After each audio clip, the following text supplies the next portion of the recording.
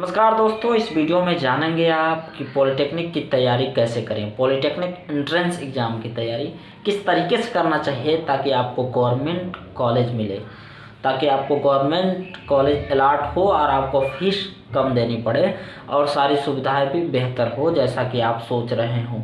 तो आप किसी भी स्टेट के हों, किसी भी स्टेट में पढ़ना चाहते हों, अगर उनकी तैयारी करना चाहते हैं पॉलिटेक्निक एंट्रेंस एग्ज़ाम की, तो भैया ये वीडियो आपके लिए बेस्ट होगा। दोस्तों, तैयारी करने के लिए दो चीज़ें होती हैं। या तो आप में इतना संयम हो कि आप सेल्फ स्टडी कर लें। देखिए, कोई भी बच्चा ये नहीं होता कि उसकी माइंड तेज नहीं होती, प्रखर बुद्धि का नहीं होता, ये ऐसी बात नहीं है। लेकिन सेल्फ स्टडी में क्या होता है ना, बच्चा समय नहीं दे पाता है, या वो बंदा अपने आप को प्रॉपर वो शेड्यूलिंग या टाइम टेबल के अनुसार पढ़ाई नहीं कर पाता है, किसी एक सब्जेक्ट को फोकस कर पाता है, बाकी को साइंस वगैरह को छोड़ देता है। तो ये सारी चीज़ें हैं। कोई बच्चा केवल मैथमेटिक्स को फोकस करने लगता है। तो ये सारी चीज़ें हैं। तो कहीं ना कहीं एक शेड्यूलिंग होनी चाहिए, एक मार्गदर्शक होना चाहिए। तो कहीं से भी अगर आपको क्लास मिल रहा है, ऑनलाइन क्लास हो या ऑफलाइन क्लास हो, तो आप ले लेंगे, ये आपके लिए बेहतर होगा मेरे हिसाब से, जैसा मैं आपको सुझाव देना चाहता हूँ। लेकिन आपकी क्या राय है, आपकी क्या मर्जी है, उस हिसाब से आप करिएगा। आप बेहतर सोच सकते हैं अपने बारे में।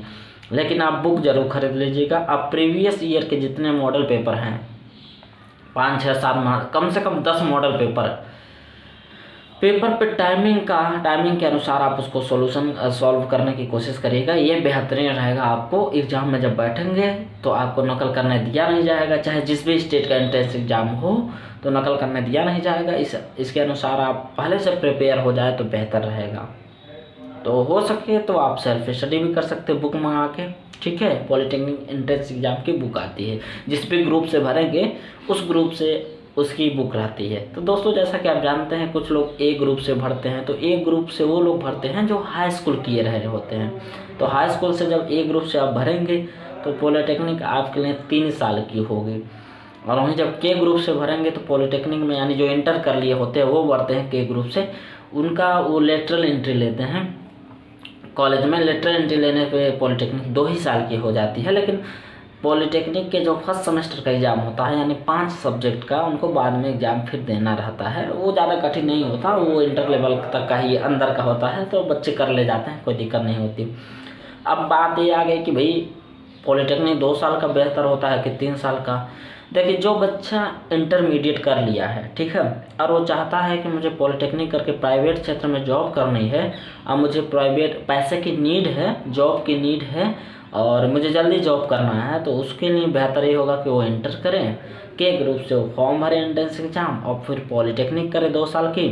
फिर 2 साल के बाद उसको प्राइवेट में जॉब मिल जाएगी। 1 साल बाद वो बढ़िया से कंपनी में 1 साल डीटी डिप्लोमा इंजीनियरिंग ट्रेनिंग करे। अप्रेंटिस नहीं करेगा वो, मैं बताऊंगा अप्रेंटिस डीटी में अंतर अगले वीडियो में, अगर आप बने रहेंगे तो।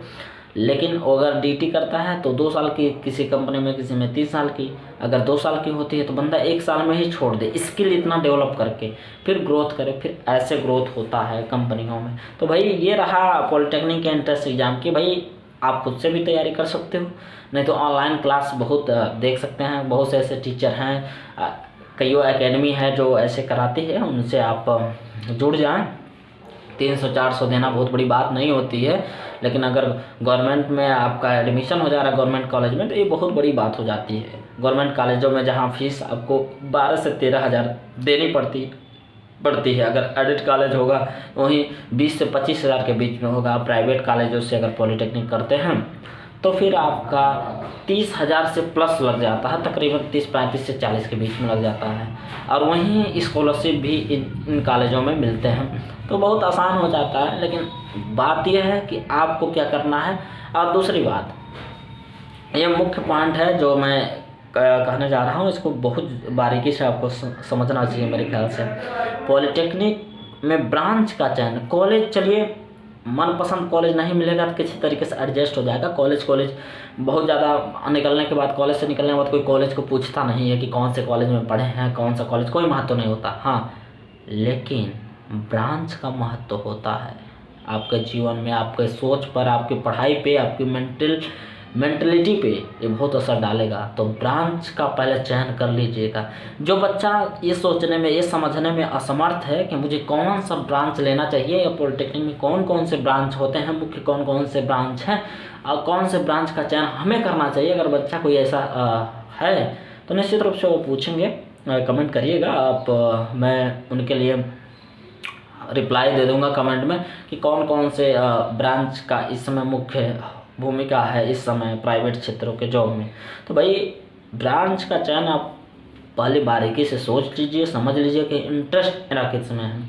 अगर इंटरेस्ट आपका मैकेनिकल में है तो मैकेनिकल में जाइए, अगर आपका इंटरेस्ट सिविल में है तो सिविल में जाइए, अगर आपका इंटरेस्ट इलेक्ट्रिकल में है तो इलेक्ट्रिकल में जाइए, अगर आपका इंटरेस्ट पेंट शॉप में है तो पेंट में जाइए, अगर आपका इंटरेस्ट आर्किटेक्चर में है तो आर्किटेक्चर में जाइए, आपका इंटरेस्ट इलेक्ट्रॉनिक में है तो इलेक्ट्रॉनिक में जाइए। ऐसे जितने भी ब्रांच है, अगर आपका इंटरेस्ट कंप्यूटर साइंस में है तो कंप्यूटर साइंस में जाइए। तो इंटरेस्ट को फॉलो करें।